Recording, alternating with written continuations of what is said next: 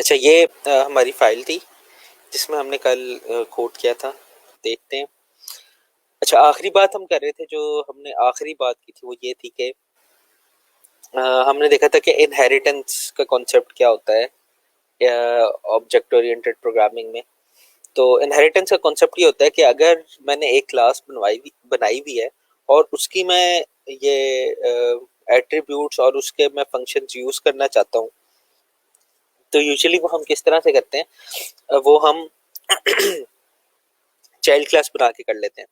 ठीक है, अब चाइल्ड क्लास बनाने की मुझे जरूरत क्यों पड़ती है? अब देखें, जो क्लास यूजर है उसमें आपका जो भी सिस्टम होगा उसमें एक यूजर तो हो गई, सारे यूजर होंगे एक तरीके के यूजर, मतलब आप कह लें यूजर्स की जो फंक्शनैलिटी है कुछ की सारों की एक तरह की होगी। जिस तरह हर यूजर का यूजर नेम होगा, हर यूजर का कोई पासवर्ड होगा, हर यूजर का कोई नेम भी होगा। ठीक है, इसको नेम वगैरह जो भी आपने जितने भी एट्रीब्यूट्स वगैरह रखने कॉमन, हर सारे यूजर्स के जितने, वो आप क्लास यूजर के अंदर रख सकते हैं। और ये भी आप कर सकते हैं कि क्लास यूजर का एक भी ऑब्जेक्ट ना बनाएं। ठीक है, फिर आप डिवाइड कर दें जो अलग अलग प्रॉपर्टीज हैं उनकी बेसिस पे आप एक नई क्लास बना लें। जिस तरह हमने यहाँ पे स्टूडेंट की क्लास बनाई है और उस पर मैंने एक एट्रीब्यूट रखा है या एक वेरिएबल रखा है जीपीए का। लेकिन आप ये देखें, अब इसमें मुझे खाली जीपीए नहीं चाहिए, इसमें मुझे यूजर नेम और पासवर्ड भी चाहिए स्टूडेंट के लिए। तो मैं क्या करूंगा, मैंने स्टूडेंट को एक्सटेंड कर दिया यूजर से। अच्छा, जब मैं स्टूडेंट को एक्सटेंड करता हूँ यूजर से, तो इसमें क्या होगा कि आपके पास यूजर नेम भी आ जाएगा, पासवर्ड भी आ जाएगा और जीपीए भी आ जाएगा। ठीक है, और इसी तरह से उसके फंक्शंस भी आप इंपोर्ट कर सकते हैं या यूज कर सकते हैं। तो चाइल्ड क्लास या सब क्लास बनाने का क्या फायदा होता है कि मैं पेरेंट क्लास की प्रॉपर्टीज और एट्रीब्यूट यूज कर सकता हूँ। ठीक है, और इसी तरह से मैंने टीचर की क्लास बनाई थी। टीचर को सब क्लास चाइल्ड क्लास बनाने के लिए यूजर का मैं क्या करता हूँ, एक्सटेंड का कीवर्ड इस्तेमाल करता हूँ। जब मैं एक्सटेंड का कीवर्ड इस्तेमाल करता हूँ, इसका मतलब होता है कि ये वाली जो लेफ्ट हैंड साइड पे क्लास है ये चाइल्ड क्लास बन गई है, और जो राइट हैंड साइड पे क्लास है ये पेरेंट क्लास बन गई है। ठीक है, अब इसमें मैंने जिस तरह स्टूडेंट में जीपीए लिया था, मैंने यहाँ पे मैंने डेजिग्नेशन ले लिया। ठीक है, अब ये काम क्या करता है, अब जिस तरह से यहाँ पे देखें मैंने दोनों का अलग अलग कंस्ट्रक्टर बनाया, और उसमें अब यहाँ पे अगर क्लास की डेफिनेशन में देखेंगे तो यूजर नेम है ही नहीं और पासवर्ड है ही नहीं। लेकिन क्योंकि यूजर के अंदर यूजर नेम और पासवर्ड है, तो इसलिए मैं दिस के रेफरेंस से यूजर नेम और पासवर्ड यूज कर सकता हूँ।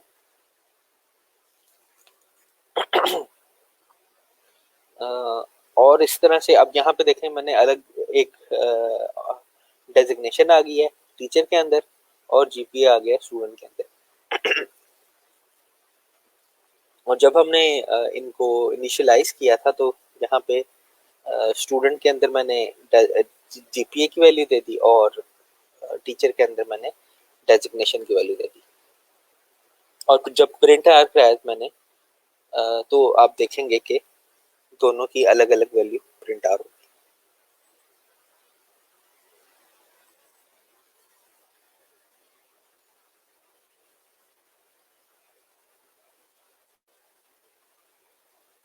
यहाँ पे देखें, GPA, user name password, designation, user name और पासवर्ड, ये सारी चीजें आ गई। ठीक है, अच्छा किसी का सवाल आया हुआ कोई, उसको देख लेते हैं। ऐसे नहीं हो सकता कि हम वर्डप्रेस पे जो टॉपिक क्लियर करना हो हम फ्रीलांसर या अपवर्क से उससे रिलेटेड कोई जॉब फाइंड करें, पर वो वर्डप्रेस का टॉपिक कवर करें।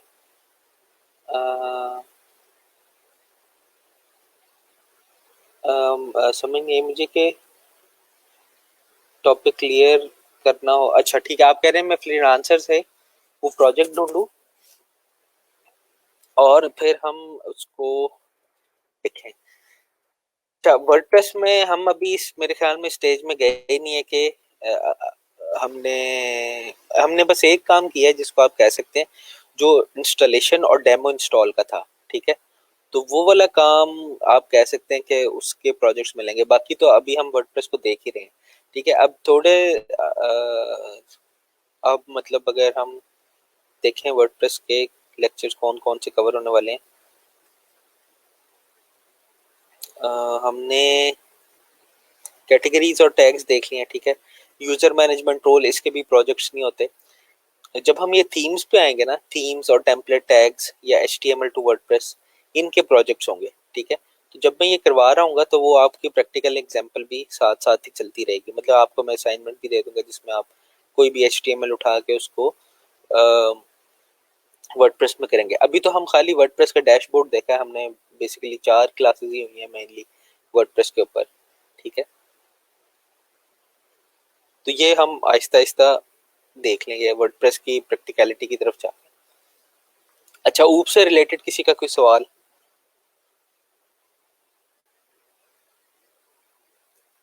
या किसी का कोई सवाल नहीं है तो आगे चलते हैं, फिर वर्डप्रेस का देख लेते हैं। आज हम दो तीन टॉपिक रह गए थे जो वर्डप्रेस के डैशबोर्ड से रिलेटेड थे। अच्छा, वर्डप्रेस की जब मैं डैशबोर्ड की बात करता हूँ तो वो कौन सी चीज होती है?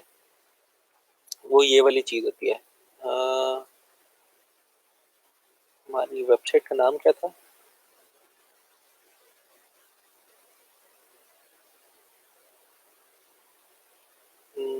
ईआर ऑनलाइन, इसको देख लेते हैं।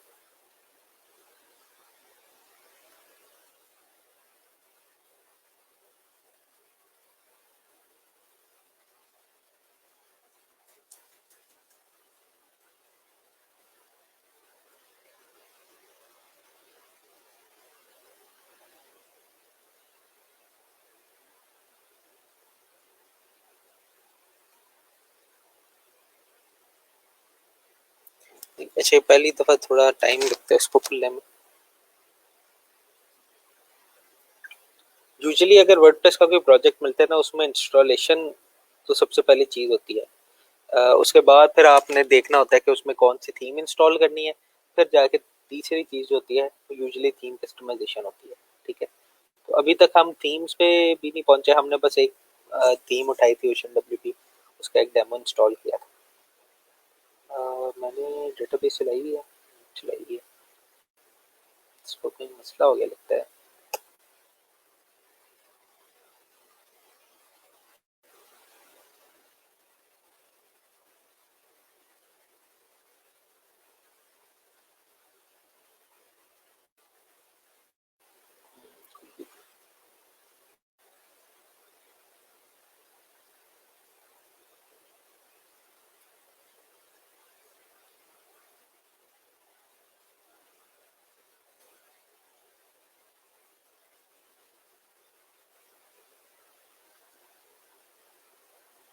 अच्छा, जब मैं डैशबोर्ड की बात करता हूँ ना, तो इसका मतलब ये वाली चीज होती है वर्डप्रेस की।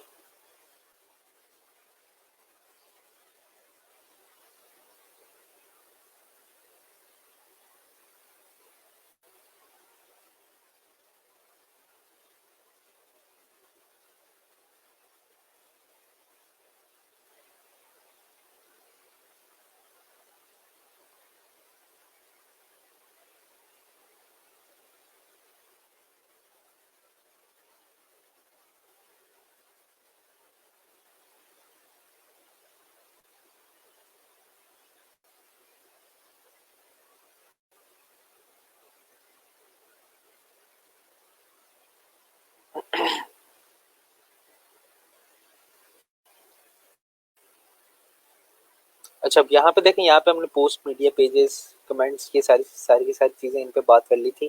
फिर हमने ये भी देख लिया था कि अपेरेंस के अंदर क्या क्या चीज़ें आती हैं। थीम्स, कस्टमाइज का हमने पैनल देखना है अभी। अच्छा, ये मैं अभी खोल लेता हूँ, इसको देख लेते हैं, फिर हम यूज़र की तरफ जाएंगे। मैं लेक्चर भी खोल लेता हूँ, ये हमारा लेक्चर है। अच्छा, यहाँ पे हमने media management, permanent permalinks, category tags देख लेते हैं। अब यूज़र मैनेजमेंट एंड रोल्स की तरफ जाना है। ठीक है, ये छोटा सा लेक्चर है। उससे पहले हम थोड़ी सी और डिस्कशन कर लेते हैं। अच्छा, अब ये जो कस्टमाइज का कह लें कि ऑप्शन है आपके पास, ये खाली ना आपको ब्रांडिंग की मेन मेन चीज़ें कस्टमाइज करने की ऑप्शन देती है। ठीक है, इसका ये मतलब नहीं होता कि अगर आप यहाँ से कोई चीज़ चेंज करें तो आप थीम को कस्टमाइज कर दें। ठीक है, आप अपनी साइट के कह लें ब्रांडिंग को कस्टमाइज कर रहे हैं। ठीक है, उसमें क्या क्या चीजें आ जाती है, उसमें जिस तरह से ये साइट का टाइटल है ये आप चेंज कर सकते हैं, ये साइट का जो टैगलाइन है इसको चेंज कर सकते हैं। ठीक है, फॉर एग्जाम्पल अगर मैं टैगलाइन चेंज करना चाहूँ,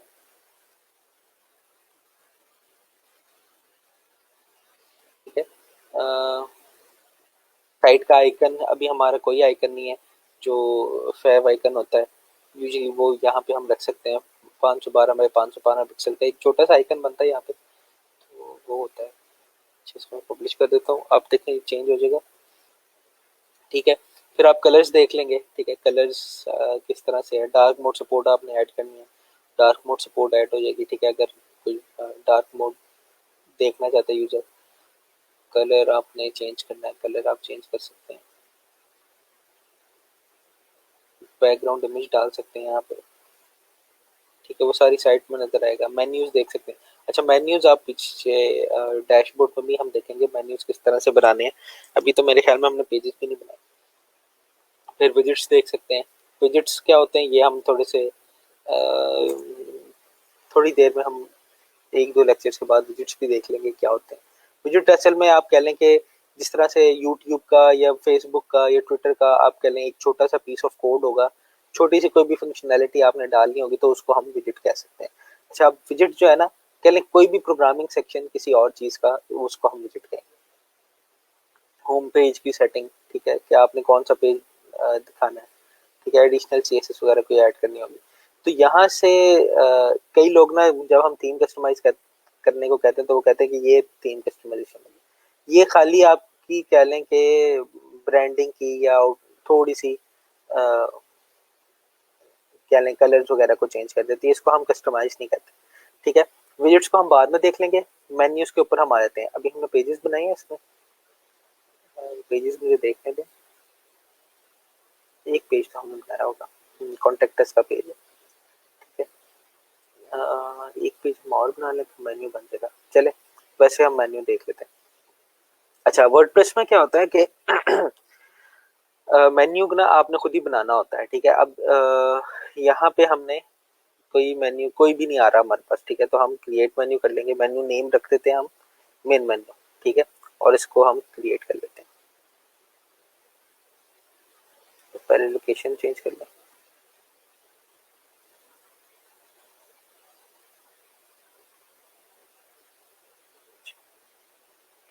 तो सेव करते हैं।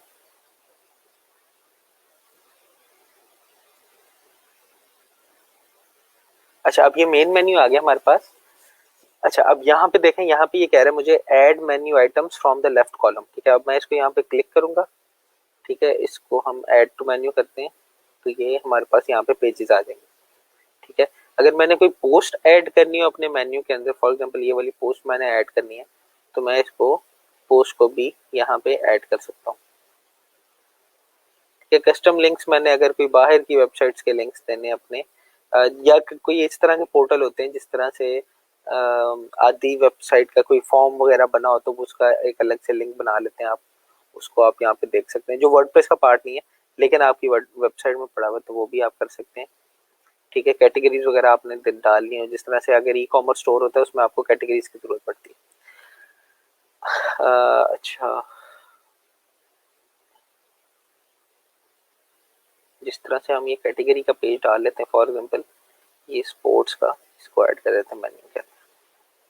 ठीक है, अब ये देखें ये हमारा मेन्यू बन गया। इसमें पहला लिंक आ रहा है कॉन्टेक्ट अस, फिर सैंपल पेज। अब इसको अगर मैंने ऊपर नीचे करना है तो मैं ऊपर नीचे कर सकता हूँ कि पहला पेज अब सैंपल पेज आएगा, दूसरा कॉन्टेक्ट अस आएगा। मैं कॉन्टेक्ट अस को एंड पे कर देता हूँ क्योंकि यूजुअली ये एंड पे होता है। और कॉन्टेक्ट अस या अबाउट अस के पेज इसी तरह होते हैं एंड पे।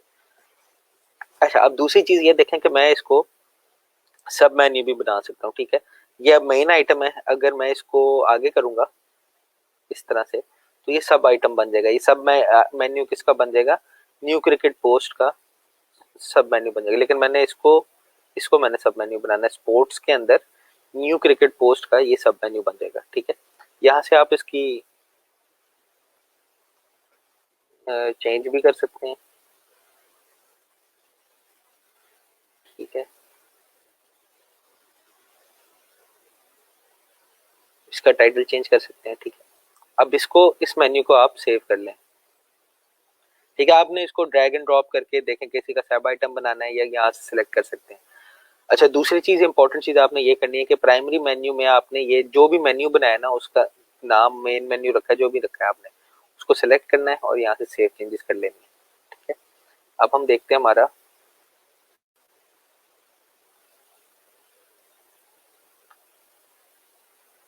अच्छा ये नजर आ रहा है आपको सैंपल पेज, ये स्पोर्ट्स और ये कॉन्टैक्ट। ठीक है, इसको अगर आप अच्छा ये मेन्यू इसमें यहाँ पे अजीब तरीके से बना हुआ है इस थीम में, इसको आप प्लस करते हैं तो यहाँ पे ये क्रिकेट आ जाता है, क्रिकेट की पोस्ट आई थी, इसमें मैं क्लिक करूंगा तो ये अब देखें कि ये क्रिकेट की एक पोस्ट आ गई है। ठीक है, स्पोर्ट्स पे मैं क्लिक करूंगा तो आप देखें कि सारी स्पोर्ट्स से रिलेटेड एक ही पोस्ट है, स्पोर्ट्स से रिलेटेड, वो आपको यहाँ पे नजर आ जाएगी। और सैंपल पेज है, इस पे क्लिक करूंगा तो ये नजर आ जाएगी। तो ये इतना खराब इसलिए नजर आ रहा है क्योंकि ये कैटेगरीज की डिस्क्रिप्शन भी डाल रहा है बीच में, इसको हम डिस्क्रिप्शन को एडिट कर लेते हैं।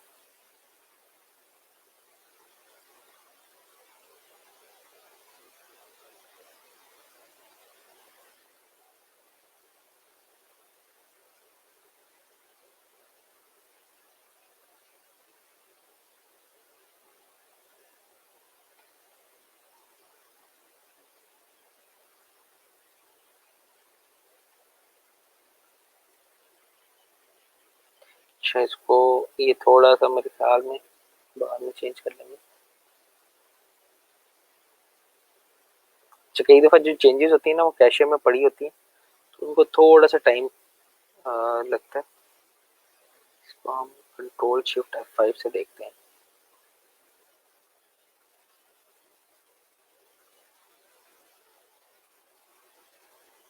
तो ये थोड़ी देर में सही हो जाता है। हम आगे चलते हैं, बाकी चीजें देखते हैं। अच्छा, ये मेन्यूज देख लिया हमने, फिर हमारे पास ये बैकग्राउंड की फंक्शनैलिटी आती है। अगर आप बैकग्राउंड को खोलें तो ये आपको सेटिंग के उसी जगह पे लेके चला जाएगा। ठीक है, तो आपने यहाँ पे अगर कोई बैकग्राउंड इमेज रखना है उसका तो आप रख सकते हैं, ये आपके पूरे पेज के ऊपर आएगा। तो अगर आपने सेटिंग वगैरह करनी है इसकी तो वो आप कर सकते हैं।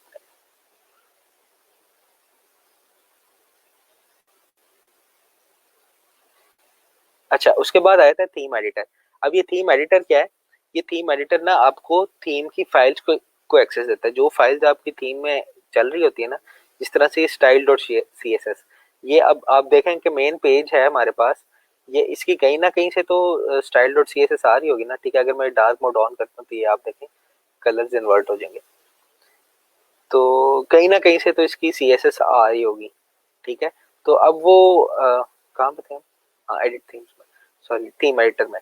तो उसकी जो थीम की सारी फाइल्स है ना वो यहाँ पे पड़ी हुई होती हैं थीम एडिटर के अंदर। मैं सारी की सारी फाइल्स को चेंज कर सकता हूँ। ठीक है, तो आप यहाँ से बिल्कुल ना चेंज कीजिएगा, क्योंकि हम अगर चेंज करते भी है ना थीम को तो चाइल्ड थीम बना के चेंज करते हैं।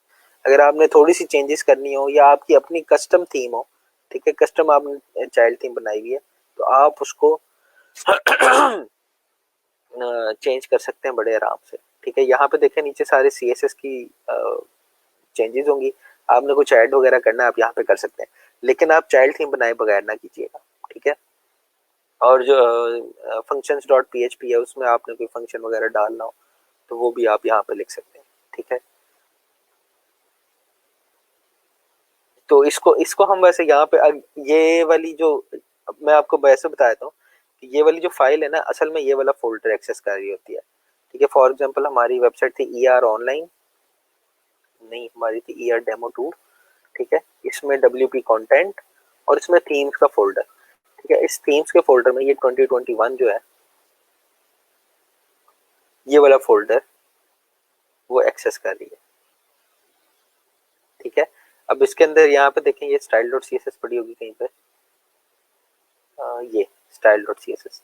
ठीक है, ये वही वाली फाइल है सारी की सारी जो मुझे वहां पे नजर आ रही थी। ठीक है, मैं यहाँ से चेंजेस करूंगा तो मेरी जो वेबसाइट है वहाँ पे चेंजेस हो जाएंगे। फिर index dot P H P तो नहीं नज़र आ रही होगी, functions dot P H P नज़र आ रही होगी, एसेट्स का फोल्डर नज़र आ रहा होगा, इसके अंदर C S S images J S वगैरह। ठीक है। अच्छा जी, अब हम आते हैं प्लगइन्स, हम बाद में देख लेंगे, हमने थोड़े से देखे भी थे पिछले लेक्चर में, ब्रीफ रिव्यू था, हम इसको डिटेल में बाद में देखेंगे। हम आते हैं यूजर्स के ऊपर। ठीक है। Can we list required things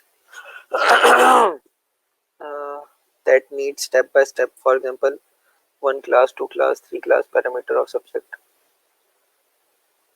um,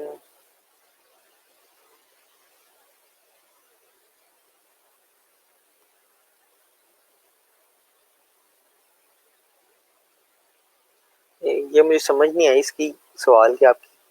can we list the required things that need step by step.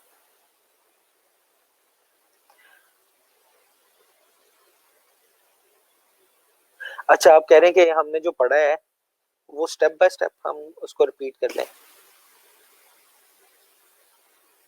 ये सवाल आप दोबारा कर लें। ये मुझे बिल्कुल इसकी समझ नहीं आ रही सवाल की।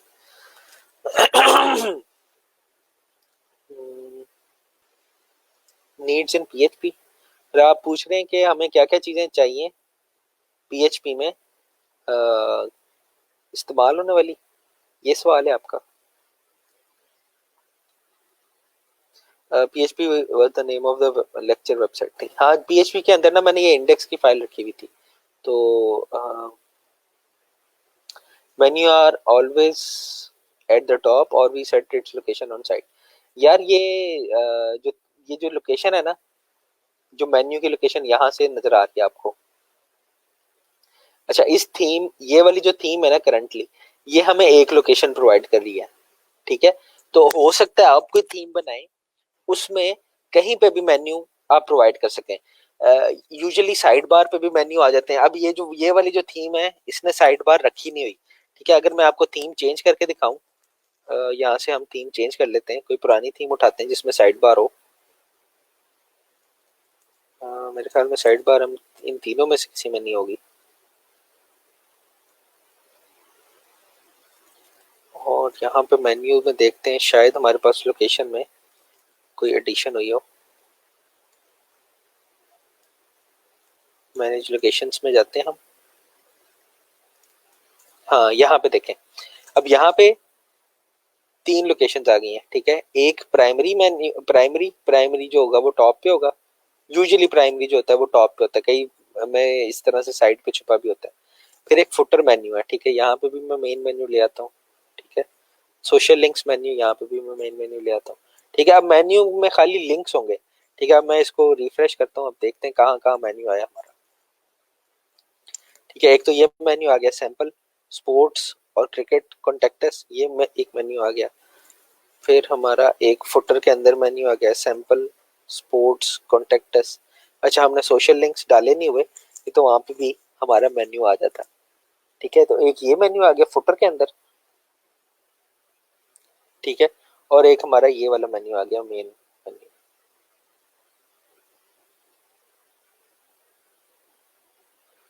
ठीक है। अपनी थीम को अब चेंज कर लेते हैं। 2020 में नहीं देखा, इसमें भी देख लेते हैं, शायद न्यूज की लोकेशन फर्क आ जाए। इसको मैं रिफ्रेश करता हूँ। अच्छा, यहाँ पे देखें, यहाँ पे अब इसने और तरह की लोकेशंस प्रोवाइड की हुई हैं। तो ये जो लोकेशन है मेन्यू की, ये थीम के ऊपर डिपेंड करती है कि आपकी थीम ने कितने लोकेशन प्रोवाइड की हैं। ठीक है। अगर आप खुद थीम बनाएंगे ना, तो आप उस खुद अपनी जो थीम बनाते हैं उसके अंदर भी ये ऑप्शन रख सकते हैं। अभी हम उस तरफ गए नहीं है, तो वहां पे हम देखेंगे कि हमने मेन्यू किस तरह से रखना है। ये मेन्यू की फंक्शनैलिटी हम किस तरह से ऐड करते हैं। ठीक है। अच्छा, हम अपनी थीम वापस कर लेते हैं इसको। अच्छा, इसको मैं अपडेट भी कर लेता हूँ, अपडेट आएगी इसकी।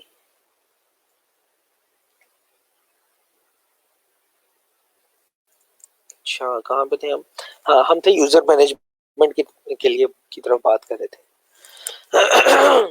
कमेंट्स डिसेबल कर देना चाहिए, ऑन ही था। चाइल्ड थीम कैसे बनाएगी और अगर हम में थीम में चेंज करें तो उसका क्या नुकसान होता है।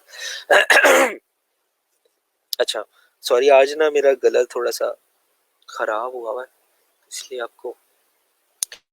अच्छा, अब आप कह रहे हैं कि चाइल्ड थीम, अगर हम चाइल्ड थीम है, बल्कि अभी ये बड़ी अच्छी एग्जांपल थी, कोई अपडेट नहीं हुई थीम, तो मैं आपको दिखाता हूँ। मेरे ख्याल में दोनों अपडेट हो गई होंगी। इसको मैं रिफ्रेश करता हूँ, देखते हैं।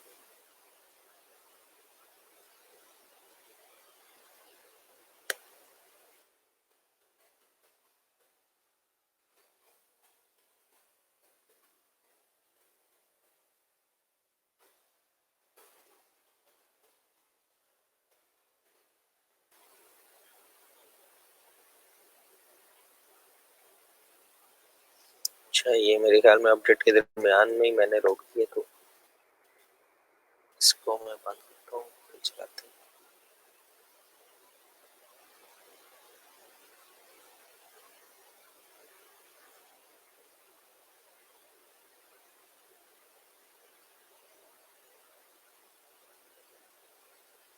चलिए दूसरी थीम को देख लेते हैं।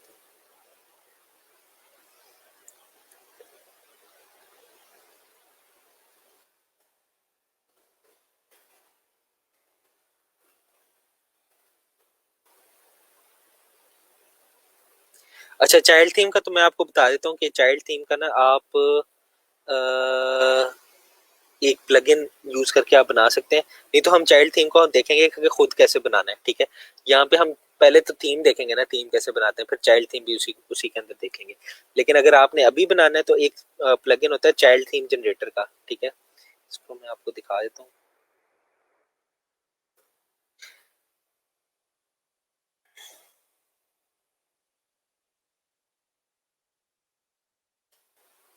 अच्छा, एक प्लगइन होता है यहाँ पे हमारे पास,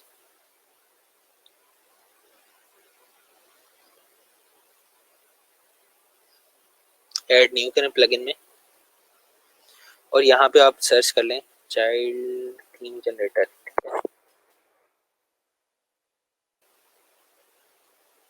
चाइल्ड थीम जनरेटर यही वाला है, हाँ यही वाला है।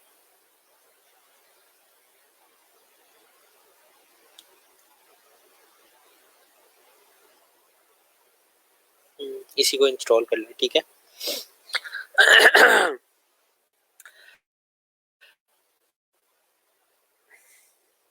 ठीक है, तो इससे आपकी चाइल्ड थीम बन जाएगी, ठीक है। ये इंस्टॉल होता है, जब तक हम और चीज देख लेते हैं।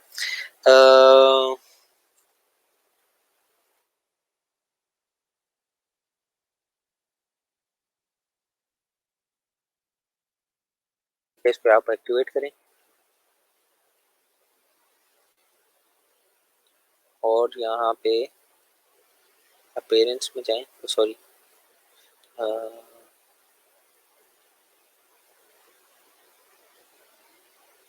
ये सेटिंग्स में जाएं, यहाँ पे आपको चाइल्ड थीम जनरेटर का ऑप्शन आ जाएगा, ठीक है। तो अब आपने किस थीम का चाइल्ड बनाना है उसका नाम रखना है, 2021 का चाइल्ड बनाना है, ठीक है। उसमें कुछ आपने चेंजेस वगैरह करनी है तो वो कर लें, ठीक है। और क्रिएट न्यू चाइल्ड थीम करेंगे तो आपकी चाइल्ड थीम बन जाएगी, ठीक है। अच्छा, चाइल्ड थीम जो होती है ना, वो बिल्कुल सारी की सारी चीजें, अब आप थीम्स में जाएं। अच्छा, अभी हमारे पास ये 2021 एक्टिव है और ये 2021 का चाइल्ड थीम। अगर मैं इसको एक्टिवेट करता हूँ तो आप देखें जो मेरी साइट होगी, अब ये 2021 एक्टिव है ना, 2021 का चाइल्ड है। ये 2021 का चाइल्ड बिल्कुल उसी तरह से नजर आएगा जिस तरह से 2021 नजर आ रही थी, ठीक है। इसमें कोई इतना खास फर्क नहीं है। इसको मैं एक्टिवेट करता हूँ या इसको एक्टिवेट करता हूँ, ठीक है। 2021 या 2021 के चाइल्ड को तो कोई फर्क नहीं है। अच्छा, अब लेकिन आप कह रहे हैं चाइल्ड थीम बनाने का क्या फायदा या क्या नुकसान है, तो अभी मैं आपको दिखाता हूँ। ये थीम एडिटर में जाता हूँ मैं। अब ये कौन सी है, 2021 है ना। तो यहाँ पे मैं ये करता हूँ कि हम ना एक कोई चेंज कर लेते हैं, जिस तरह ये H1 है ना,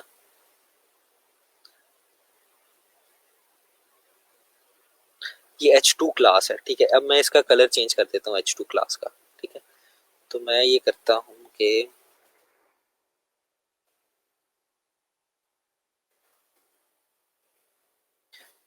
बटन एंट्री मैं ना एंड के ऊपर ये चीज ऐड कर देता हूँ, एंड के ऊपर नहीं बल्कि शुरू के ऊपर।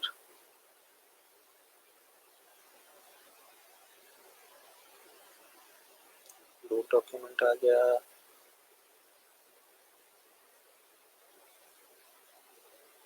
यहाँ पे मैं कहता हूँ कि H2 का जो है ना कलर,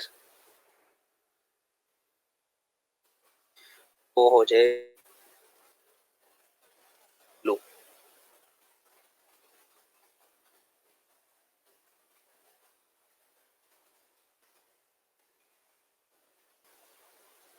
ठीक है, मैं इसको फाइल को अपडेट कर देता हूँ। ठीक है, अब इसको मैं रिफ्रेश करता हूँ, देखता हूँ H2 का कलर चेंज हुआ है। H2 ही है ना। अच्छा, इसको ना हम इसमें देख लेते हैं किसी और ब्राउजर में।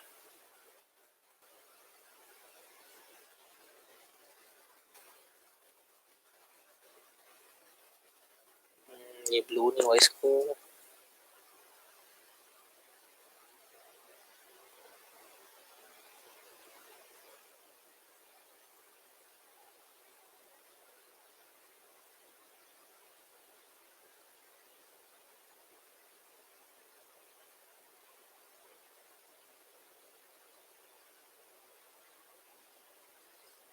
ये एंट्री टाइटल का कलर आ रहा है इसे। एंट्री टाइटल का मैं कलर चेंज करता हूँ। यहाँ पे मैं देखता हूँ एंट्री टाइटल।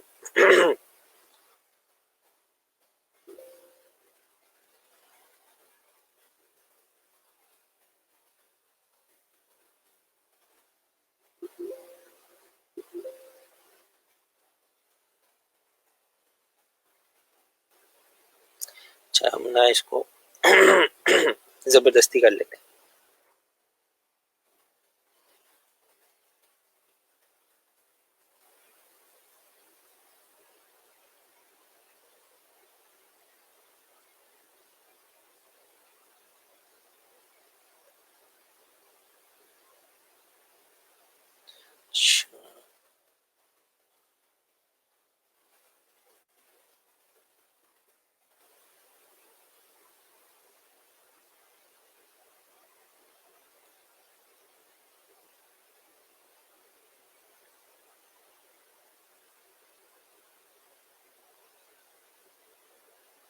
अच्छा, ये आ कहाँ से रही है, एक मिनट मुझे ये देखने दे जरा।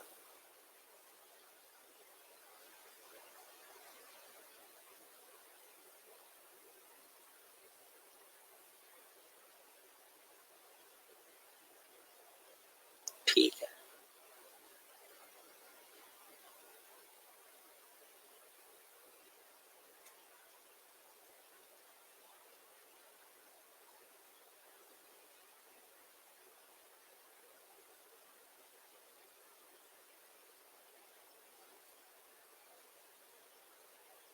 अच्छा ये यहाँ पे कलर है, ठीक, ये हेडर कलर जो भी इन्होंने ये इस तरह रखा हुआ है क्योंकि ये जो भी हम सेट करेंगे ना कलर वो हो जाए। मैं यहाँ पे इसको हार्ड कोड ब्लू कर देता हूँ, ठीक है, और इसको अपडेट कर देते हैं फाइल को। अच्छा, अब मैंने ये अपडेट कर दिया एंट्री कलर, मेरे ख्याल में अब ये इसको, हाँ ये ब्लू हो गया। ठीक है, अब ये एंट्री कलर ब्लू हो गया है मेरे पास, और ये मैंने किया है इस थीम के अंदर, थीम की style dot C S S में जाके इसको चेंज किया। ठीक है, अब हम क्या करते हैं, हम थीम को अपडेट कर देते हैं। ये थीम है ना मेरे पास 2021। ठीक है, मैंने चेंज कहाँ पे किया है, लाइन नंबर 4111 पे, यहाँ पे। ठीक है, 112 पे। ठीक है, अब हम इसको अपडेट कर देते थीम को। ठीक है,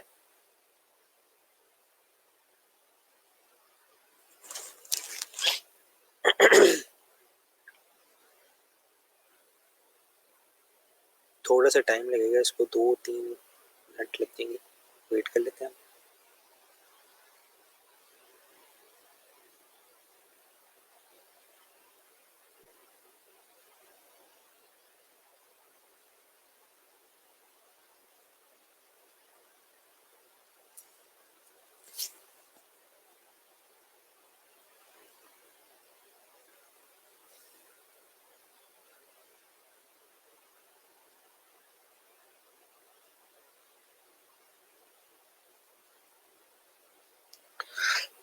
अच्छा ये अपडेट हो गई है, ठीक है। अब ये थीम अपडेट हो गई है, मैं देखता हूँ अपने इसको, तो ये देखें दोबारा ब्लैक हो गया, ठीक है। अगर मैं अपनी थीम के अंदर जाऊँ, इसको मैं रिफ्रेश करता हूँ थीम एडिटर को, यहाँ से मैं जाता हूँ लाइन नंबर 4011 पे,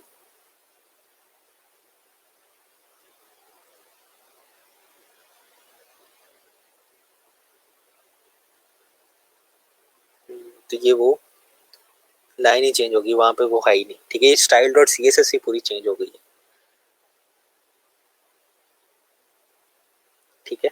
तो इसलिए हम कहते हैं, इसलिए हम चाइल्ड थीम बनाते हैं, ताकि जो चाइल्ड थीम में हम नई चीजें बनाए ना, तो हम उस वो जो चाइल्ड थीम के अंदर जो चीजें आई हुई हैं हम उसको देख सकें, ठीक है। अब ये मैंने चाइल्ड थीम को एक्टिवेट कर देता हूँ अगर, और इसको मैं रिफ्रेश करता हूँ। अब चाइल्ड थीम में मैंने कोई चेंज की नहीं है वैसे, लेकिन मैं चाइल्ड थीम को यहाँ से खोलता हूँ, 2021 चाइल्ड थीम, ठीक है। इसके स्टाइल डॉट सी एस में हो गई कुछ नहीं, ठीक है। अब यहाँ पे देखें, इसकी स्टाइल डॉट सी एस में कुछ भी नहीं है, लेकिन यहाँ पे सारा कुछ हो रहा है। तो मैं यहाँ पे डायरेक्ट लिख देता हूँ H2 का जो स्टाइल है वो आ जाए ब्लू, ठीक है। तो अब मैंने एक ही स्टाइल डाला, मेन स्टाइल वो ले रहा होगा वहां से, क्या लें आप, जो पेरेंट फाइल है उससे, 2021 थीम से, लेकिन जो मेरा स्टाइल है जो हमने अभी यहाँ पे स्टाइल करना था वो ये कर देगा। अच्छा इसकी ना मैं क्लास को चेंज करता हूँ, जो क्लास लगी हुई है,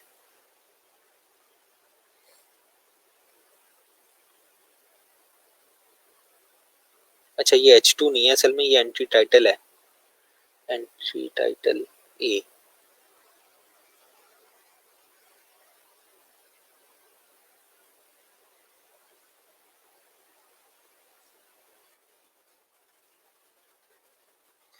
यहाँ पे हम करते हैं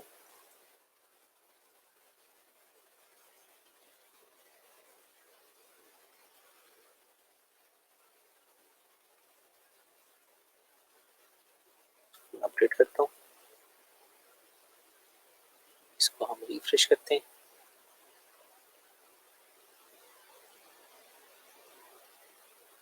अपडेट हो गई। मैंने ये फाइल सेलेक्ट कर ली, 121 चाइल्ड है, ठीक है। इसको रिफ्रेश करके देख, अच्छा अभी भी नहीं हुई।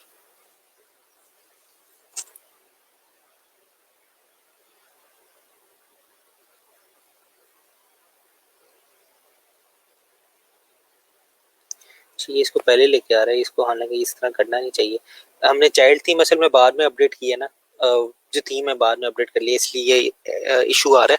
लेकिन खैर, आप अगर चाइल्ड थीम में इसको चेंज करेंगे ना, तो वो चेंज कहीं भी नहीं जाएगी, और अगर आप मेन थीम में करते हैं तो वो चेंज वहां पे स्टिक रहती है, ठीक है।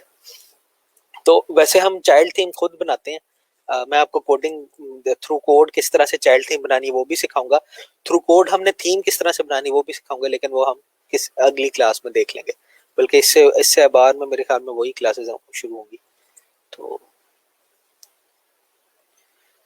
सर पहला सवाल ये था कि पीएचपी के लिए हम चीज़ों को स्टेप बाय स्टेप लिस्ट कर सकते हैं, कि अब क्लास बनानी है, अब क्लास के ऑब्जेक्ट्स कोड लिखना है, उसके बाद फंक्शन लिखे जाएंगे, एटलीस्ट हर प्रोग्राम के लिए कंपलसरी मेथड होगा जो मस्ट रिक्वायर्ड है।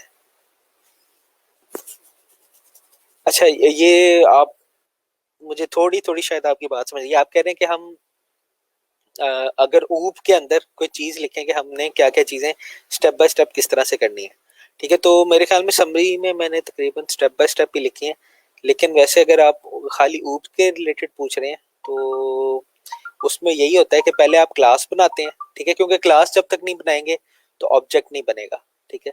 तो पहले आप क्लास बनाएंगे, उसके बाद फिर आप उसके वेरिएबल्स लिखेंगे। अच्छा फंक्शंस और वेरिएबल्स ऊपर नीचे हो सकते हैं, मतलब मैं फंक्शन को ऊपर लिख दूं, वेरिएबल्स को नीचे लिख दूं, तो उसमें इतना मसला नहीं है, ठीक है। तो मेन चीज असल में ये इसके वेरिएबल्स होते हैं क्लास के, ठीक है। उसके बाद फिर क्लास के मेथड्स आते हैं, ठीक है, क्योंकि क्लास के मेथड्स के अंदर भी क्लास के वेरिएबल्स यूज हो रहे होते हैं, ठीक है। फिर हमारी चाइल्ड क्लास आ जाती है, ठीक है। यूजुअली हम चाइल्ड क्लास हम पेरेंट क्लास के बाद ही बना सकते हैं, क्योंकि जब तक पेरेंट क्लास नहीं होगी तो तब तक हम उसको एक्सटेंड किससे करेंगे, ठीक है। और इसी तरह से चीजें, तो ये मतलब ऑर्डर उस तरह से होता है कि कौन सी चीज किस चीज के लिए पहले जरूरी है, ठीक है।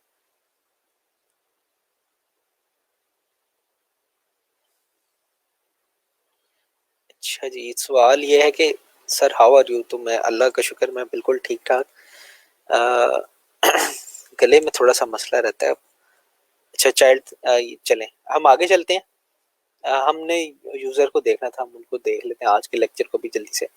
अच्छा, अब ये यूजर वैसे लोग कहते हैं कि इसको इतना इम्पोर्टेंट नहीं लेते, क्योंकि हम अभी एक ही यूजर से काम कर रहे हैं, हमें यूजर से पाला ही नहीं पड़ा, ठीक है। लेकिन एक बहुत, अगर आप देखें ना कोई ब्लॉग फंक्शनैलिटी है, तो वहां पे एक ही साइट के अंदर बहुत सारे यूजर कंट्रीब्यूट कर रहे होते हैं। फॉर एग्जांपल अगर यही वाला ब्लॉग हम देख लेते हैं, यही वाली साइट देखते हैं, तो इसके अंदर भी आपको ना काफी सारे कह लें कि अगर मैं दो कोई खोल लूं, ये एक मैं खोल लेता हूँ और मैं एक ये खोल लेता हूँ, ये दो आर्टिकल्स हैं, ठीक है।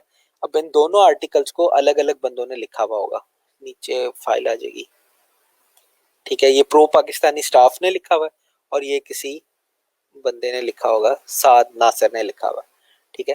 उसने ये आर्टिकल यहाँ पे लिखा हुआ है और ये किसी प्रो पाकिस्तानी स्टाफ की एक प्रोफाइल है, उसने ये वाला आर्टिकल लिखा हुआ है। अच्छा, तो अब यूजर्स का काम क्या होता है, एक साइट के अंदर मल्टीपल यूजर्स हो सकते हैं, ठीक है। अब अगर कोई एडमिन बंदा है और ये जो यूजुअली ये जो आर्टिकल लिख रहा होगा ना बंदा, या तो ये फ्रीलांस कर रहा होगा बंदा कि मैंने आर्टिकल लिख दिया और आर्टिकल लिखने के मुझे पैसे मिलते हैं, या ये जॉब कर रहा होगा बंदा, ठीक है।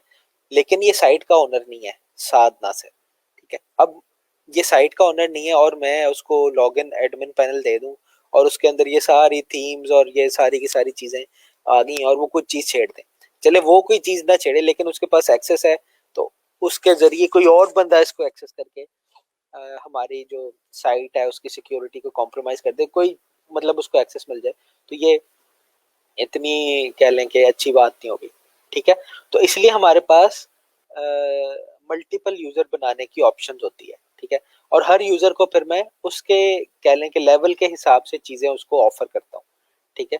तो हम एक प्लगइन भी देखेंगे यूजर्स, पहले हम ये देख लेंगे यूजर किस तरह से बनाते हैं और यूजर का काम क्या होता है, फिर हम देखेंगे यूजर के रोल्स क्या होते हैं, फिर हम एक प्लगइन देखेंगे जिससे हम यूजर के रोल्स को मॉडिफाई कर सकते हैं। तो यूजुअली जितनी भी आपकी ब्लॉगिंग साइट होती है ना, उसमें काफी ज्यादा यूजर्स होते हैं, ठीक है। कह लें कि हंड्रेड्स की तादाद में यूजर्स हो सकते हैं उसके अंदर। तो उसमें हर यूजर को मैंने कह लें कि एडमिन राइट्स नहीं देने, एडमिन राइट्स खाली एक दो बंदों को होंगे। फिर हमारा कुछ जो एडिटर होगा, इवन उसको भी एडमिन राइट्स नहीं होंगे, एडमिन राइट खाली जो जिसको पता है कि थीम किस तरह से काम करती है, थीम को किस तरह से चेंज करना, खाली उसी को मैं दूंगा। अच्छा, ये देख लेते हैं थोड़ा सा। If you have installed WordPress then you have set up at least one user, ठीक है। जो हम अगर इंस्टॉल करते हैं ना, इंस्टॉलेशन के वक्त हम एक यूजर बना लेते हैं जो एडमिनिस्ट्रेटर होता है आपका, ठीक है।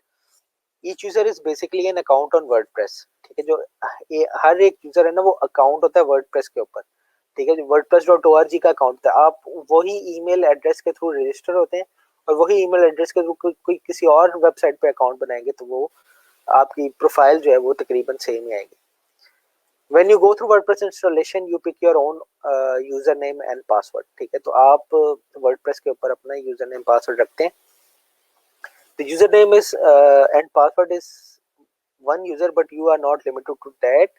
You can manually add new accounts, assign privileges, and even enable visitor to register as user themselves. तो हम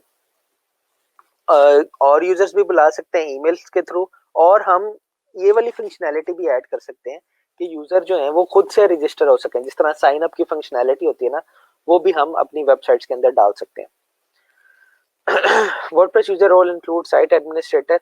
अच्छा, कुछ जो यूजर रोल है ना, वो प्री डिफाइंड होते हैं, ठीक है। तो सबसे पहले जो रोल होता है ना, वो होता है साइट एडमिनिस्ट्रेटर का। साइट एडमिनिस्ट्रेटर जो अभी हमारा अकाउंट है, जिससे हम सारी की सारी चीजें चेंज कर सकते हैं, या इस अकाउंट को सारी की सारी प्रिविलेजेस होती हैं, तो वो कौन सा अकाउंट होता है, वो होता है साइट एडमिनिस्ट्रेटर का। फिर हमारे पास एक एडिटर आता है, ठीक है। एडिटर के पास कुछ प्रिविलेजेस नहीं होती, लेकिन वो थीम वगैरह चेंज कर सकता है, थीम को कस्टमाइज वगैरह नहीं कर सकता। फिर हमारे पास ऑथर होता है।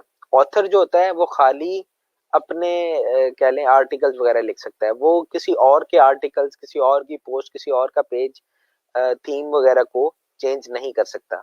ठीक है, कंट्रीब्यूटर भी इसी तरह से है कि वो खाली कंट्रीब्यूट कर सकता है और वो अपना आर्टिकल पब्लिश नहीं कर सकता। ठीक है, और सब्सक्राइबर जो है वो खाली अपनी प्रोफाइल को देख सकता है बस, और कुछ नहीं चेंज कर सकता। These user rules controls the level of site management granted to the user। ठीक है, जितना ऊपर लेवल होगा आपका, जिस तरह साइट एडमिनिस्ट्रेटर है, उतनी ज्यादा प्रिविलेजेस होंगी आपको, मतलब उतना ज्यादा आपको एक्सेस होगा साइट का। और जितना कम रोल होगा आपका, जितना सब्सक्राइबर है, उसको कोई एक्सेस इतना ज्यादा खास साइट का नहीं होगा। साइट का जब मैं एक्सेस कहता हूँ ना, तो मैं इस डैशबोर्ड की बात करता हूँ। इस डैशबोर्ड के थ्रू मैं सारी साइट चेंज कर सकता हूँ ना, तो उसका मतलब जितना कम रोल है आपका, तो उतना कम आपको एक्सेस होगा उसका। ठीक है, हम यहाँ पे यूजर्स खोल भी लेते हैं। अभी हमारे पास एक ही यूजर है। ठीक है, अभी हम यूजर बनाते हैं दो तीन और। अच्छा, अब ये आ गया जनाब क्रिएटिंग अ न्यू यूजर। ठीक है, तो बहुत आसान है क्रिएटिंग अ न्यू यूजर का। यहाँ से आप जाएं, किधर थे हम, हाँ यहाँ पे। ठीक है, यहाँ से आप ऐड यूजर करें। ठीक है, यहाँ पे दो चीजें रिक्वायर्ड है, यूजर नेम और ईमेल। ठीक है, तो मैं यहाँ पे यूजर नेम रख लेता हूँ, मैं रख लेता हूँ एडिटर। ठीक है, और इसको रख लेते हैं जनाब कुछ भी।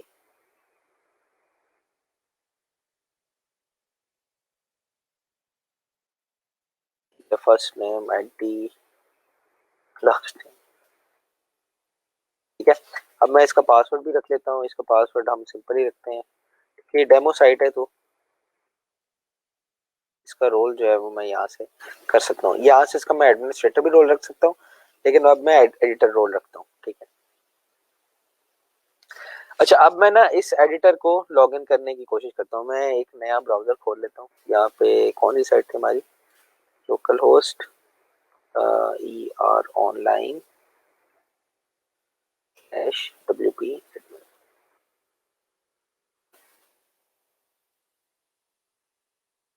ठीक है, यहाँ पे मैं एडिटर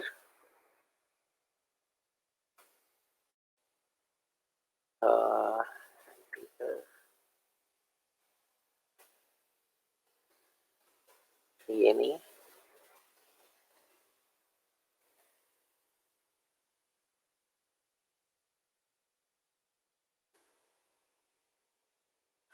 मेरे ख्याल में पासवर्ड मैंने गलत लग दिया, स्पेलिंग इसके।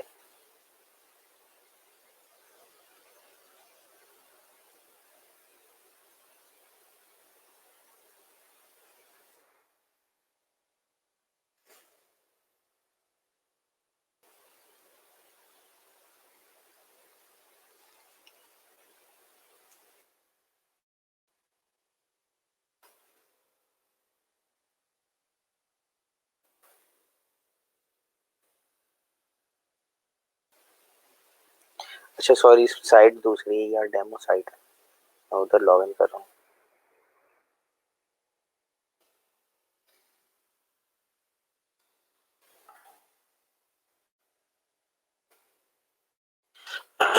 ठीक है, तो यहाँ पे देखें अब यहाँ पे ये डैशबोर्ड आपको किस तरह का नजर आ रहा है, और वो डैशबोर्ड आपको किस तरह का नजर आ रहा है यहाँ पे। हाँ, दोनों को अगर मैं कंपेयर कर लूँ साइड बाय साइड,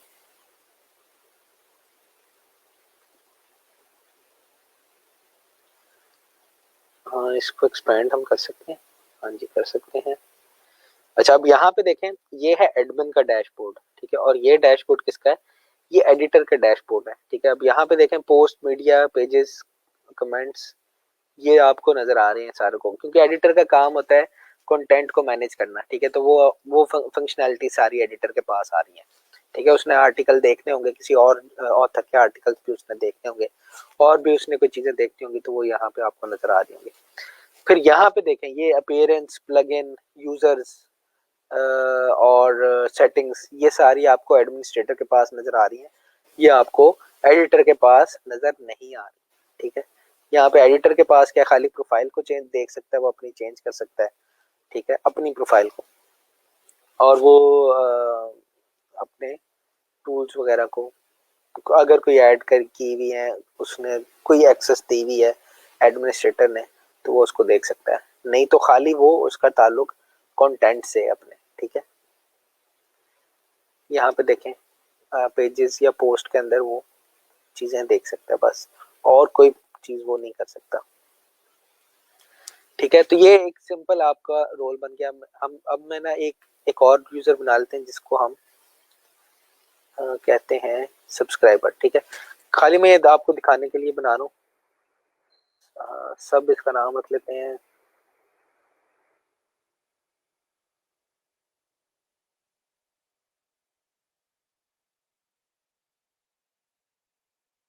वो हम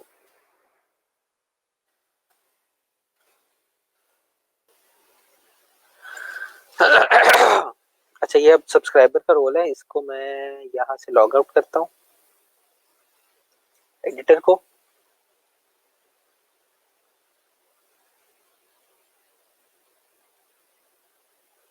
और सब्सक्राइबर को लॉग इन करता हूँ। अच्छा, अब सब्सक्राइबर देखें। सब्सक्राइबर क्या कर सकता है? सब्सक्राइबर लिटरली कुछ नहीं कर सकता, अपनी प्रोफाइल को चेंज कर सकता है और मैनेज कर सकता है। अच्छा, अब ये वाला क्यों जरूरी है? क्योंकि ये वाला उन्होंने रोल इसलिए बनाया है क्योंकि हम इन रोल्स को खुद ही से कस्टमाइज कर सकते हैं और खुद ही से अपनी थीम के अंदर इन रोल्स को प्रिविलेजेस दे सकते हैं। फॉर एग्जांपल, अगर मैंने सोशल मीडिया साइट बनानी है, उसमें मेरा सब्सक्राइबर का जो काम होगा वो ये कर सकता है, कमेंट्स वगैरह कर सकता है। तो मैं उसको ये फंक्शनैलिटी दे सकता हूँ सब्सक्राइबर को कि वो कमेंट्स वगैरह कर सकते हैं। लेकिन हम ये कैसे देंगे? ये जो हमारे पास तो प्री डिफाइंड है। मैं तो यहाँ पे खाली मेरे पास एक बटन है, यूजर रोल का होगा यहाँ पे, ये मैं यहाँ से रोल उसका चेंज कर सकता हूँ खाली।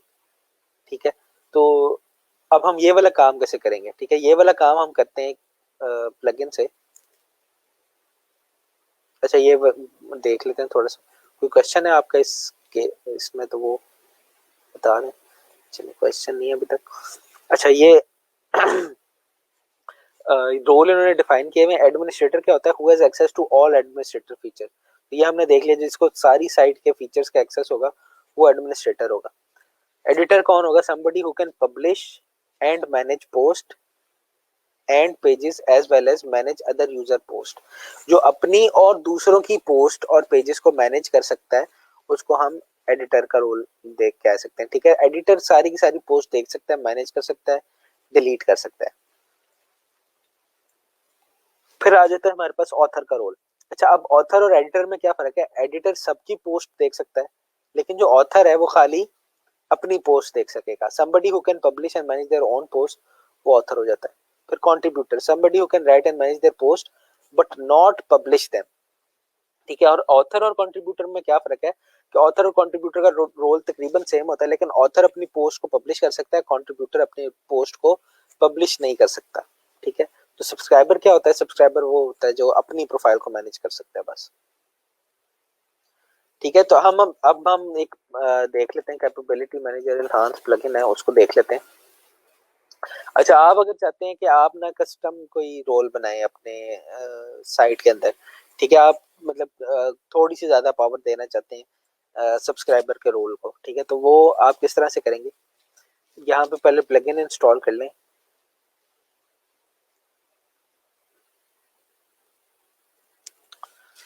सर्च कर लेते हैं।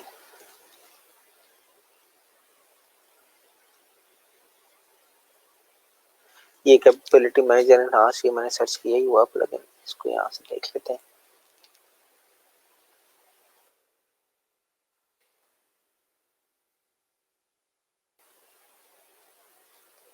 अच्छा, कैपेबिलिटी मैनेजर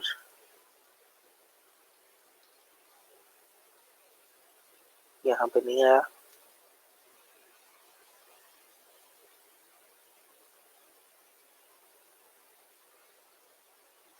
अच्छा, एक तो ये है, एक कैपेबिलिटी मैनेजर एनहांस था।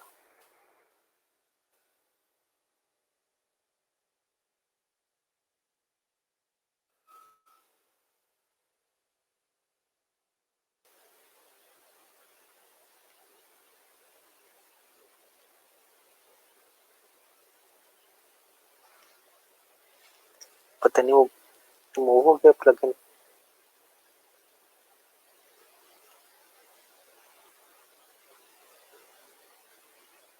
चलें इसको पब्लिश प्रेस के इसको देख लेते हैं।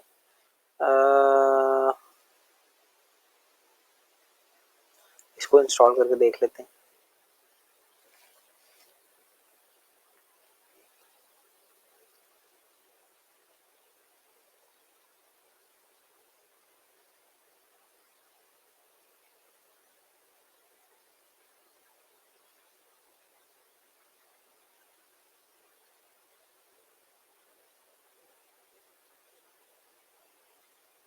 ठीक है, अब ये आ गया पब्लिश प्रेस कैपेबिलिटीज। ठीक है, इसमें आप एडिट रोल्स में जाएं तो यहाँ पे देखेंगे आपके पास तकरीबन तकरीबन सारे बल्कि ये वही वाला प्लगइन है, मेरे ख्याल में इन्होंने नाम बदल दिया। अच्छा, यहाँ पे अगर मैं जाता हूँ, मैं सब्सक्राइबर के रोल को लोड करता हूँ और इसको मैं चेंज करना चाहता हूँ। ठीक है, अब देखें, ये मैं एडमिन का रोल लोड करता हूँ तो इसके पास सारी की सारी प्रिविलेजेस हैं। ठीक है, लेकिन सब्सक्राइबर के पास, मैं इसको लोड करता हूँ तो इतनी ज़्यादा प्रिविलेजेस कोई है ही नहीं, बल्कि इसके पास ये खाली रीड कर सकता है और कुछ नहीं कर सकता। ठीक है, मैं अगर सब्सक्राइबर को कहता हूँ कि ये अपनी पोस्ट जो है उसको क्रिएट कर सके,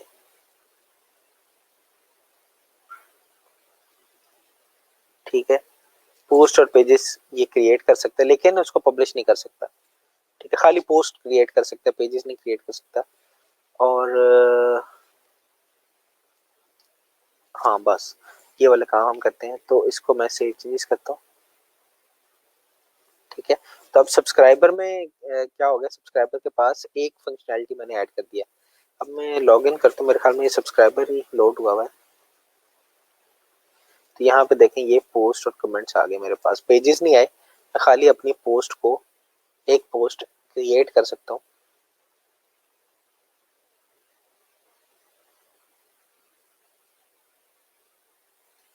ठीक है, हम यहाँ पे कवर इमेज डालें।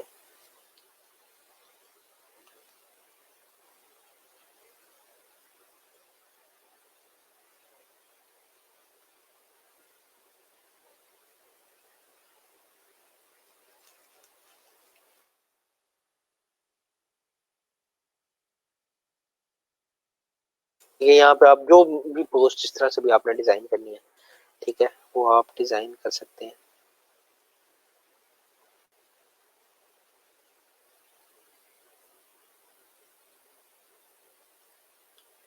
अच्छा, अब आप यहाँ पे देखें, ये पब्लिश का बटन दबाया मैंने, तो मैं इसको पब्लिश नहीं कर सकता, लेकिन इसको मैं सबमिट फॉर रिव्यू कर सकता हूँ बस। ठीक है, तो अब ये पब्लिश नहीं हुई होगी लेकिन सबमिट फॉर रिव्यू हो गई होगी। ठीक है, तो अगर आप एडमिनिस्ट्रेटर के पास जाएंगे यहाँ पे,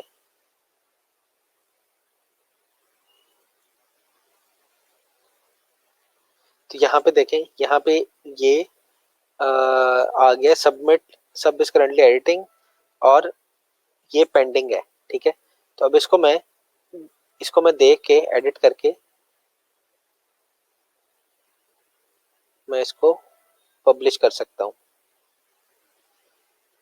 अच्छा, वो कह रहे हैं कि वो एडिट कर रहा है अभी, तो आप इसको देख नहीं सकते, लेकिन अगर मैं टेक ओवर करूंगा तो मैं यहाँ से इसको पब्लिश कर सकता हूँ और ये देखें, ये यहाँ से पब्लिश हो जाएगी।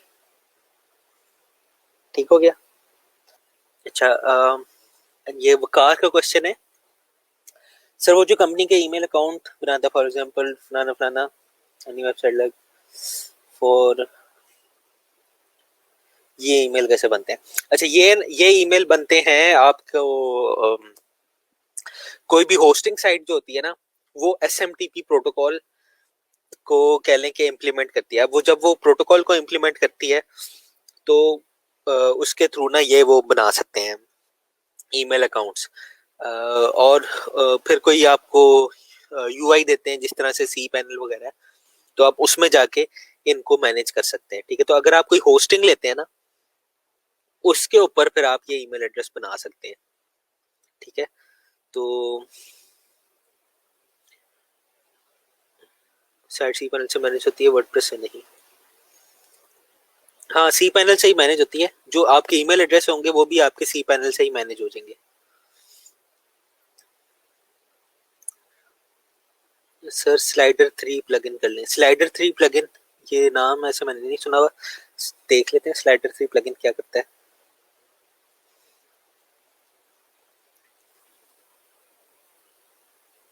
अच्छा, हमारी थीम कौन सी, एक तो मैंने 3-4 थीम्स खोली हुई।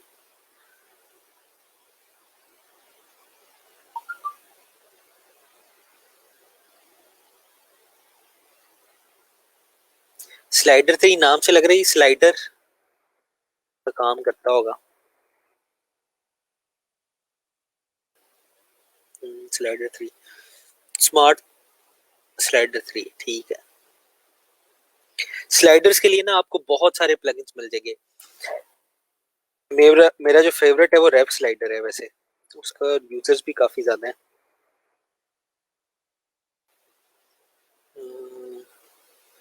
स्लाइडर ही लिखे आप तो।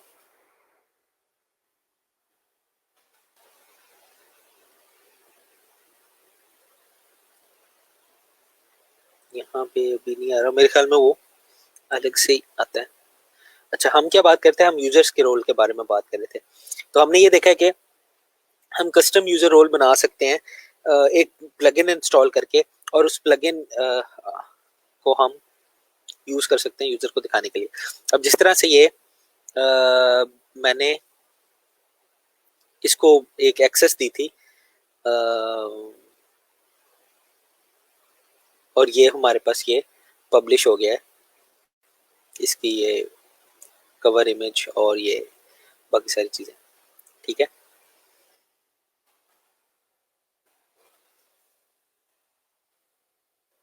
यूजर मैनेजमेंट हो गया हमारे पास। अब मेरे ख्याल में हमारे जो इसके वर्डप्रेस के कह लें कि बैकएंड की चीजें थी, वो तकरीबन सारी की सारी कवर हो गई हैं। अब जो हमने अगली चीजें देखनी है ना, वो वर्डप्रेस की थीम्स और उसकी थीम कैसे बनानी है, चाइल्ड थीम कैसे बनानी है, इन थीम को कस्टमाइज कैसे करना है, ठीक है। तो मैंने अब मेरे ख्याल में एक थीम तो हमने इंस्टॉल की हुई और उसको देखा हुआ है। तो वैसे आपकी काफी सारी थीम्स हैं, जिस तरह से थीम फॉरेस्ट डॉट नेट पे आपको मिल जाएंगी, ठीक है। और हर कह ले के हर फंक्शनैलिटी के हिसाब से आपको काफी ज्यादा उससे रेलिवेंट थीम मिल जाएंगी। जिस तरह फॉर एग्जांपल वर्डप्रेस में जाते हैं तो आपको कॉमर्स से रिलेटेड अलग थीम मिल जाएंगी, ई कॉमर्स से रिलेटेड, ठीक है। अगर आप ये आपका क्लाइंट ई कॉमर्स की थीम मांग रहे तो यहाँ से आप उसको थीम ब्राउज करके रिकमेंड कर सकते हैं। यूजुअली जो थीम होती है ना, वो यूजर ने पहले से सिलेक्ट की हुई होती है, आपको बस बताता है कि ये मुझे थीम इंस्टॉल करके और इसका ये फलाना काम करके दे दो, ठीक है। तो काम भी इतना मुश्किल नहीं होता और आप उसको बड़े आराम से कर सकते हैं, ठीक है। तो आप थीम्स को ब्राउज करके देख लें। जो फ्री थीम है मैंने आपको एक दी भी थी मेरे ख्याल में,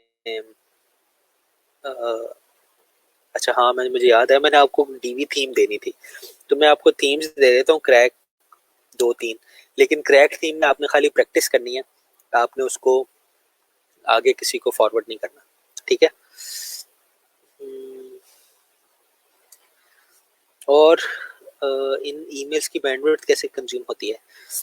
इनकी बैंडविड्थ नहीं होती, इनकी वो होती है स्पेस होती है, क्योंकि ईमेल ने तो कोई रियल टाइम में थोड़ी लोड होना होता है या कुछ इस तरह की चीज होती है। तो ईमेल की ना स्पेस होती है जीबीज में। तो और ये जो फॉर एग्जांपल मेरा कंप्यूटर, जो जिससे भी आप होस्टिंग लेते हैं ना, उससे आप कितने जीबी की होस्टिंग लेते हैं। तो अगर आपकी 1 जीबी की होस्टिंग है तो उस 1 जीबी में उसने हो सकता है कि 500 MB जो है वो डेडिकेट किए वो खाली ईमेल्स के ऊपर, ठीक है। तो जितनी ज्यादा ईमेल्स आती जाएंगी उतनी ज्यादा वो जगह लेता जाएगा, और एडमिन के पास ये राइट होता है कि वो ईमेल्स को ना आर्काइव करता जाए, मतलब वो सर्वर पे ना पड़ी रहे, वो कहीं और चली जाए, ठीक है। लाइक जो हम होस्टिंग लेते हैं वेबसाइट की, उसी में ईमेल्स का कोटा भी कंज्यूम होता है। हाँ जी, बिल्कुल इसी तरह जो आप होस्टिंग लेते हैं वेबसाइट के लिए, तो अगर आप कह लें कि 5 जीबी की या 1 जीबी की होस्टिंग लेते हैं, तो उसमें से फोल्डर का भी शेयर होता है कुछ, और कुछ आपकी होस्टिंग का भी शेयर होता है। और ये सब सी पैनल से मैनेज होता है कि किसी में, हाँ जी बिल्कुल ये सी पैनल से मैनेज होता है कि किस ईमेल को कितना, किस यूजर को कितना ईमेल का कोटा देना है। ठीक है, तो ये पैकेजेस वगैरह होते हैं, आप जाके देख लीजिएगा। मुझे वैसे लोकल होस्टिंग साइट्स का नहीं इतना पता। ये होस्टिंग गेटर है और एक ये होस्टर डॉट पीके है। ठीक है, होस्टर डॉट पीके का मेरे एक्सपीरियंस है, ठीक ही है, इतना कुछ खास नहीं है।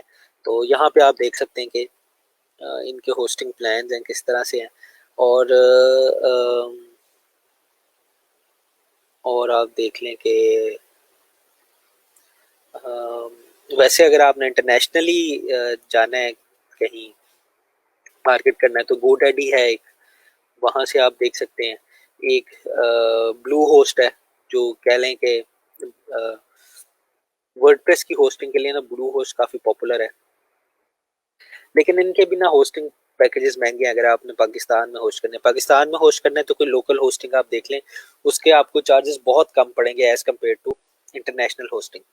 ठीक है, इंटरनेशनल होस्टिंग का ये फ़ायदा होगा, जिस तरह बड़ी बड़ी कंपनीज हैं, कि उनके जो सर्वर होंगे ना वो वहाँ पे पड़े होंगे यूएसए वगैरह, यूके वगैरह में, तो उनकी लोडिंग स्पीड जो है वो तेज़ होगी। लेकिन अब ये वाला भी इतना मसला नहीं है, आप अपना कंटेंट जो है वो सीडीएन पर डाल के मैनेज वगैरह कर सकते हैं, तो ये भी इसका इशू नहीं है। लोकल होस्टिंग सही रहती है, इंटरनेशनल ये वही बात है कि अगर आपके लोकल क्लाइंट्स हैं तो लोकल होस्टिंग बिल्कुल परफेक्ट है, क्योंकि पाकिस्तान में सर्वर होगा और पाकिस्तान से उन्होंने कंटेंट एक्सेस करना है, फिर तो कोई इशू नहीं है। लेकिन अगर आपके क्लाइंट बाहर हैं, तो अगर आप कह लें यूएसए से पाकिस्तान के सर्वर को एक्सेस करता है, फिर अब होता क्या है, पहले वो एक्सेस करेगा, फिर एक्सेस करके बाद में वापस जाएगी ट्रैफिक, तो उसमें ज़रा मसला हो जाता है। ठीक है, तो आप अगर इंटरनेशनल सर्वर लें तो उनके बैकअप्स भी बने हुए होते हैं, वो स्पीड अच्छी प्रोवाइड कर देते हैं, अप टाइम भी उनका अच्छा होता है, बैंडविड्थ वगैरह भी जितनी वो कहते हैं उतने ही देते हैं। ठीक है, वैसे तो अब AWS अगर आपने नाम सुना हो, वो काफ़ी पॉपुलर है। ठीक है, AWS E2C, EC2 है, elastic computing to, EC2।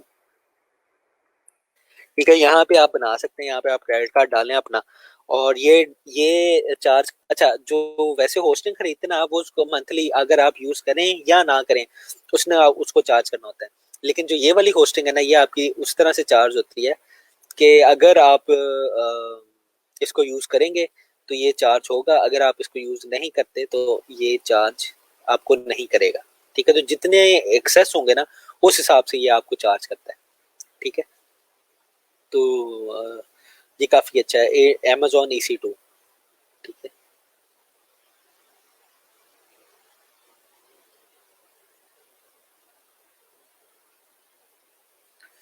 Sir site का हेडर भी पढ़ेंगे, अगर हेडर में स्लाइडर ऐड करना हो तो। यार ये ना हम थीम कस्टमाइजेशन पढ़ेंगे।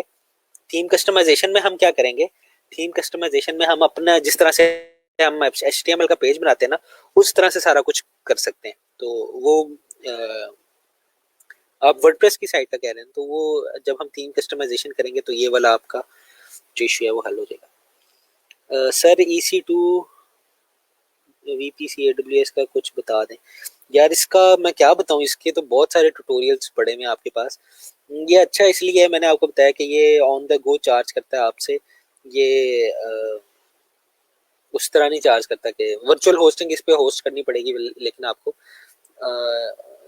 ये उस तरह से चार्ज नहीं करता जिस तरह से आपकी आम होस्टिंग चार्ज करती है। जितने एक्सेस होंगे इस पे, जितने लोग आएंगे इस पे, ये उतना चार्ज करेगा, जितनी बैंडविड्थ यूज करेंगे आप। ठीक है, अच्छा आपने एक लिंक भेजा है, अच्छा ये कोई होस्टिंग वगैरह का होगा।